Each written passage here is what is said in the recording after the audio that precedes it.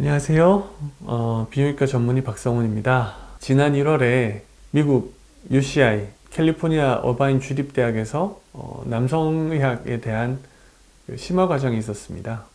이번에도 그 팽창 임플란트 수술 세션에 음경접근법에 대해서 강의를 해달라고 해서 진행을 하게 됐었습니다. 여기가 지금은 남성과학으로 미국에서 굉장히 유명해졌어요. 제가 이제 3회 때부터 여기 계속 강의를 하고 있는데 매년 1월달, 2월달 요 정도 있거든요. 그래서 첫 회 때는 제가 미국에 초청받아 직접 갔었고요. 딱 코로나 터지기 그 직전에 갈 수가 있었어요. 이제 작년, 올해는 다 온라인으로 진행을 했었는데요.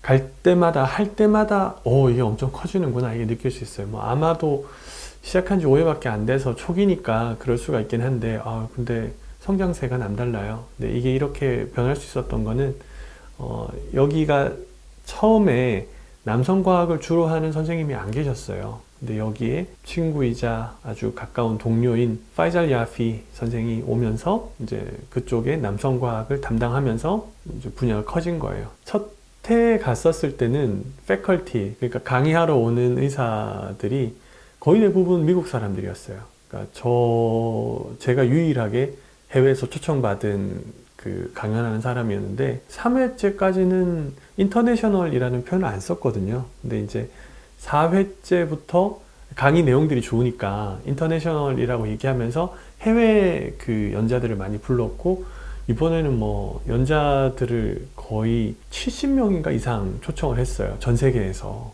그래서 저희가 온라인 강의 학회를 해보면은, 제가 온라인 학회 별로 안 좋아하거든요. 그 이유가 듣는 사람들 반응도 볼 수가 없고 청중들 반응도 볼 수가 없고 몇 명이 듣는지도 모르겠고, 그래서 좀 답답한 게 있었는데, UCI 이번 강의는 동시 접촉자 수가 최대 1200명까지 높아졌었대요. 물론 요즘 유튜브 보면 그게 굉장히 많은 숫자지만 의사들끼리는 몇백 명 넘는 것도 굉장히 많이 오는 거거든요. 근데 이제 이게 정말 잘 이루어지고 있구나, 이런 생각이 들었었습니다.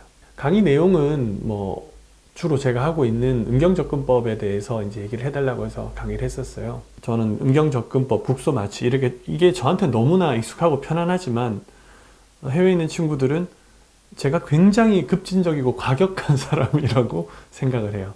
어떻게 그 방법으로 그렇게 할 수 있니? 이렇게 물어보는 경우들이 여전히 많거든요. 에이, 잘 안 되지? 이렇게 얘기하거나. 근데 이제 이건 입증된 방법이고 괜찮은 방법이고 이런 얘기들을 이제 예전에는 강의만 했었는데 최근에 이제 논문이 조금씩 나가거든요. 그러니까 논문을 쓰는 데는 시간이 걸리잖아요. 수술 방법이 있다고 하더라도 케이스가 충분히 쌓여야지 논문을 발표할 수가 있을 것이고, 그러기 위해서 이제 시간이 좀 걸렸고 이제 논문이 조금씩 나가거든요. 그런 논문을 보고 나니까 진짜 이렇게 되는구나 라고 해서 조금씩 더 강의가 얘기가 들어오는 것 같아요. 이제 예전보다는 강의를 할 때 저도 훨씬 더 편안한 것 같고요. 그래서 이제 강의를 하고 나서 문득 든 생각이, 한국에서는 제가 강의를 거의 안 하거든요. 그리고 이제 한국의 학회 활동들은 보통들은 이제 남성과학 쪽은 교수님들이 주축이 돼서 이제 하시니까요. 해외에서는 제가 강의한 것들을 이렇게 쭉 살펴보니까 매해 한 최소 4번에서 5번 이상 꼭 해외에서 학회 강의를 했었는데, 강의를 할 때마다 이제까지 다 CME, Continued Medical Education이라고 그래서 지속적인 의학 교육. 그러니까 의사들이 면허 따고 나서 공부 안 하면은 기술이 퇴화할 거잖아요. 그렇게 환자 보면 안 되잖아요. 그래서 미국이나 이런 유럽이나 이런 국가들은, 소위 말하는 의료 선진국들은 우리나라도 이제 도입했지만은 연수 평점 제도를 만들어요. 근데 한국에서는 한 번도 제가 CME 강의를 해본 적이 없는데 이제까지 해외에서 계속 하던 강의들은 다 CME 강의들이더라고요. 그래서 내가 왜 해외 나가서 계속 이런 강의를 하고 있나, 혼자 그런 생각이 잠시 들긴 했었는데, 개인 병원에 있으니까 강의를 계속 하는 게 무슨 의미가 있겠어 라고 생각할 수도 있겠지만, 자기 객관화가 수술하는 의사한테는 굉장히 중요해요. 제가 수술하는 걸 객관적으로 다시 들여다볼 수 있는 기회가 있어야 돼요. 감시받아야 돼요. 사실 귀찮을 때도 있거든요. 이번에도 새벽에 3시에 일어나서 강의를 해야 되는 거예요. 그쪽 시간에 맞추다 보니까 밤에 자야 되는데 못자 일어나서 강의하려니까 되게 싫었는데, 사실 그렇더라도 계속 참가하고 얘기를 들어야 되는 게, 그날 그 짧은 시간이지만은 뭐 그렇게 길지도 않은 시간이지만은 또 역시 배우고 확인하고 그런 시간이 되더라고요. CME 강의를, 이건 이제 좀 별다른 얘기인데, CME 강의를 보면서 들은 생각이, 우리나라도 CME 강의가 조금 더 도움이 되는 강의였으면 좋겠다 생각이 들어요. 제가 학회들, 개원이들, 그러니까 개원하시는 선생님들, 흔히 말하는 개인병원 하시는 선생님들 학회를 가보면, 돈을 벌 수 있는 그런 뭔가 뭐 치료들의, 그러니까 제가 표현할 때 미용의학이죠. 기능의 손실이나 아니면은 내가 죽고 사는 거에 관련 없는, 말 그대로 진짜 심미적인 개선을 추구하는 미용의학에 좀 치중되는 경향들이 있어요. 그렇게 되는 것도 이해를 못하는 건 아닙니다만은 해외 학회들에서는 그런 고민과 노력이 보이거든요.